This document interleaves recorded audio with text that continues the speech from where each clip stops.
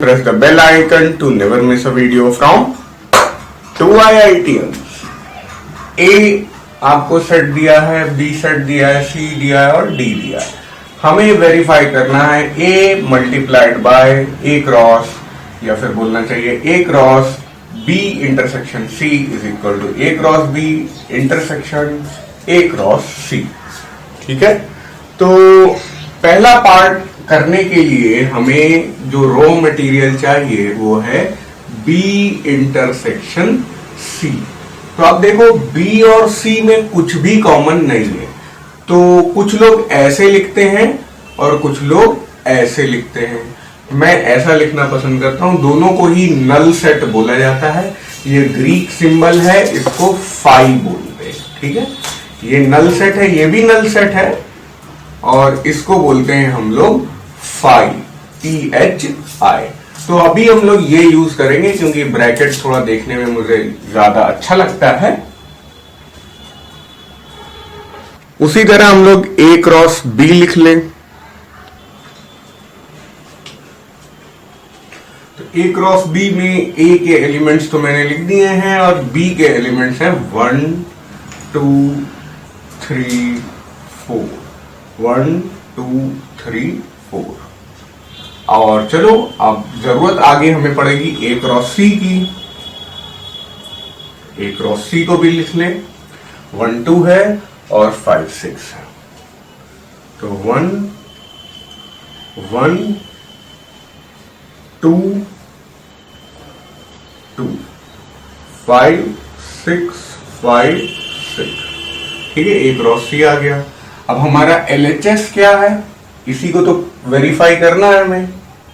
ए cross B intersection सी. तो ए क्या है 1,2 क्रॉस अ नल सेट. तो किसी भी सेट का अगर क्रॉस हम नल सेट से लेते हैं तो वो नल सेट ही आ जाता है, एम्प्टी सेट ही आ जाता है. ये LHS है. अब RHS देखो. RHS में हमें A cross B intersection A cross C लेना है. तो A क्रॉस B में ये एलिमेंट है और A क्रॉस C में ये एलिमेंट है. आप चेक करो 1,5 यहां कहीं नहीं है, 1,6 यहां कहीं नहीं है, 2,5 यहां कहीं नहीं है, 2,6 यहां कहीं नहीं है. तो इसका मतलब A क्रॉस B और A क्रॉस C में कुछ भी कॉमन नहीं है. तो इंटरसेक्शन लेने में फिर से आ जाएगा null set. Therefore LHS is equal to RHS, hence verified. ठीक है, देखिए हेंस प्रूव्ड लिखना थोड़ा सा सही नहीं होता है, कभी कभी मैं लिख देता हूं, लेकिन अगर वेरीफाई करना होता है तो हेंस वेरीफाइड लिखिए, प्रूव करना हो तो हेंस प्रूव करिए. वेरीफाई जो चीज होती है वो किसी एक केस के लिए ट्रू हो सकती है, लेकिन प्रूव जो की जाती है वो सारे केसेस के लिए ट्रू होती है.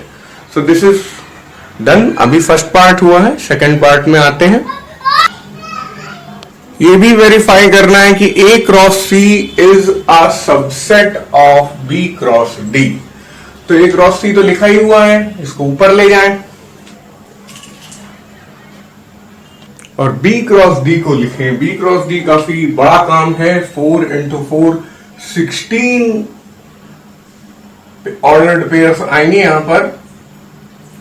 काफी मेहनत है, करते हैं वो मेहनत. 1 की पेयरिंग होगी 5 6 7 8 से.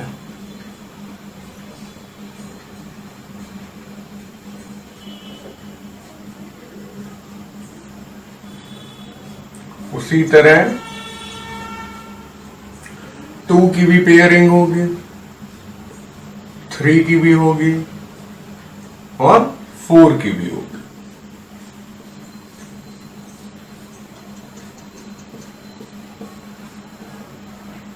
ब्रैकेट बंद. 2 2 2 3 3 3 4 4 4 comma comma comma comma comma comma comma. ठीक है। फिर उसके बाद 5 5 5 6 6 7 7 7 8 8 8। तो B क्रॉस D हो गया। अब हमें ये प्रूव करना है कि A cross C is a subset of B cross D, यानी कि पूरा पूरा A cross C B cross D के अंदर मिल जाना चाहिए। चलो 1,5 को ढूंढते हैं, ये रहा 1,5। 1,6 को ढूंढते हैं, ये रहा 1,6। 2,5 को ढूंढते हैं, ये रहा 2,5। ठीक है। अब 2,6 को ढूंढते हैं, ये रहा 2,6। ठीक है। तो इस तरह से आप देख सकते हैं कि A क्रॉस C का हर एक एलिमेंट B क्रॉस D के अंदर आपको मिल रहा। तो हम कह सकते हैं यहां therefore A cross C is a subset of B cross D, hence verified। बस काम हो गया हम लोगों का। रेड बक्सा पहना दें इसे। This question is done.